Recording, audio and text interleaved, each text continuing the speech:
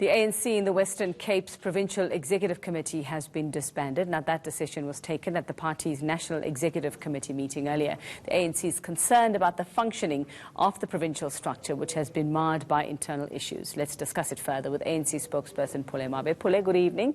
Thanks for your time this evening. So for those who are not too familiar with what's been going on with the PEC, what was the problem with the Western Cape PEC? Well, thanks and evening to your viewers. There was a National Executive Committee meeting that sat over the weekend, received reports which shall have been presented by the Secretary General on the state of the organization, because this was a regular NEC. Many others that we shall have had would have been special NECs.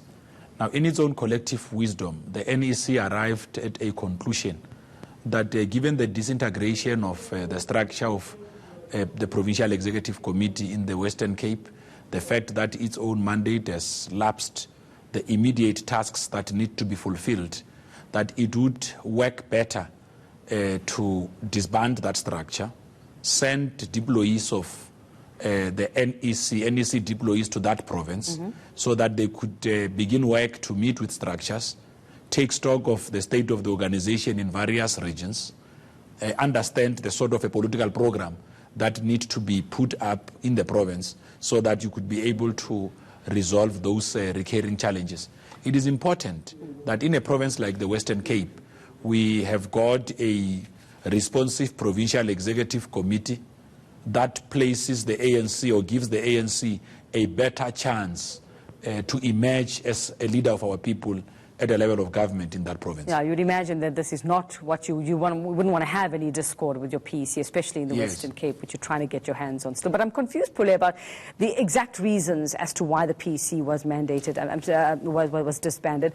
What I'm reading here, the NEC saying in the Western Cape that their mandate had already ended, they'd come to the end of their term, but again, I'm also seeing that there was a lot of internal disintegration and that this was becoming public, that there were some infighting there. So what exactly was the reason? What was happening? Well, because you will have received a report that begins to outline the state of the organization, it will be on the state of that report, on the strength of that report, because you will have to deal with the challenges that are there. But ordinarily, when structures mandate have long lapsed, they tend to start being dysfunctional.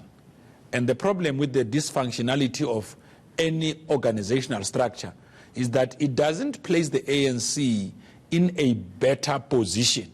Of course, those comrades that would have served in the PEC would continue to play a bigger role than all of our members, like all of our members on the ground, to help the ANC to build stronger structures. But why would that be? Why would it be, if your mandate has ended, that automatically things start falling apart? Surely these are men and women who, like you say, want to do what's best for the party. Why would that happen? Why don't you just, try and fix things? Well, that's why I'm saying that you have picked up challenges.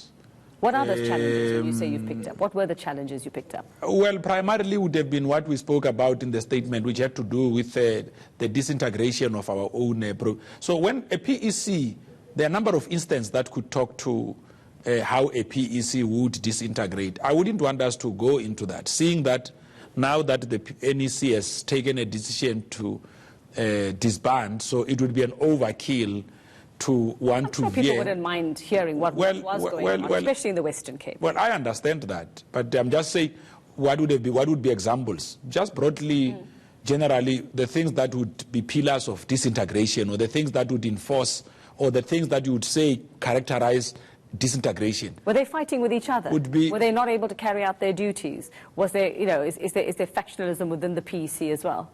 Well, during any structure that disintegrates partly could be because of a persistent acts of factionalism, inability to discharge your own organizational mandate, calling meetings when they are supposed to be called, discharging a political program that would be able to bring all of your people together, making sure that when meetings are called, they could still correlate as expected, so that the work could be done. So now it could be a number of issues, and you see, and to give credit to our own NEC deployees to the province. I mean, they have been doing their best, working together with the Provincial Executive Committee to try and make sure that they deal with all of the recurring challenges, because you don't experience challenges today and take a decision that let me disband.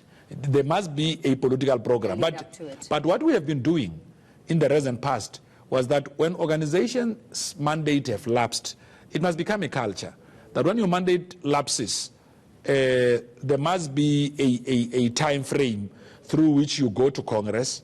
If you do not meet that time frame, the NEC may, in its collective wisdom, decide. I mean, it has happened in the past with regions that shall have been converted into RTTs. So this particular problem had nothing to do then with that 1 million rand donation from Iqbal's survey in the run-up to the May elections. It seems, according to reports, that this goes a little bit back there to that point.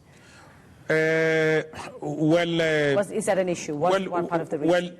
Well, when the ANC takes decisions, it would not necessarily be guided by such. Because we are a political movement. We don't take decisions on the basis of... But that's not one of the challenges or one of the issues that came up. A donation can be a challenge. Or fights about it. Well... In fighting about it. Well, the ANC is a political formation. The primary thing for the ANC is the existence of making sure that it has got stronger structures which are capable of discharging and implementing the national democratic revolution. That's what we are all about. We are okay, but you're not telling me that this is not about that. So it's not about that. It's not about that, because organizational weaknesses would have persisted. They will have nothing to do with receiving or not receiving of a donation. Because if that is what we are going to use as an instrument or as a barometer to assess the effective functioning of organization, will be unfair. We are a political political movement. We need to be able to say, can this organization still be able to carry on fulfilling its duties of leading people here? But because we have sent our deployees out to the province, it is only fair that deployees are given that space to do the work that they've been expected to do, report back to the National Working Committee, so that, you see, what we do not want to do is to have any one of us moving ahead of ourselves. Yeah, well, we want to make sure that we move with structure. I asked you that question about the funding because mostly the ANC was making submissions today when it comes to the Political Party Funding Act, making submissions to the IEC, and they say, your team that went over there say that money, patronage and political funding is destroying aspects of the party and the nation. So it's not coincidental that this might come up as an issue. Well, I hear that, but remember the question of money and patronage shall have been discussed in the ANC. But it seems to be a real issue if this is the case. Well, let me raise a point. The issue of money, patronage had been discussed. It has been discussed in various conferences. When you did the diagnostic report, when the national chair was still Secretary General, the issue was raised. At the 2010 NGC, when we dealt with organizational decay, these issues were also raised. What is important is how do you then regulate those things? You have got a Treasurer General who shall have put a policy, even through the Progressive Business Forum, on how the ANC interact with business, so that those transactions are not done in a manner that is perceived out there in society to be compromising the legitimacy of the views that we might be expressing out in the public. All right, we are out of time, but thank you very much for that. Wish you all the luck with what happens in the Western Cape after this. It is a very vital province for you as well. Polemabe, thanks for your time.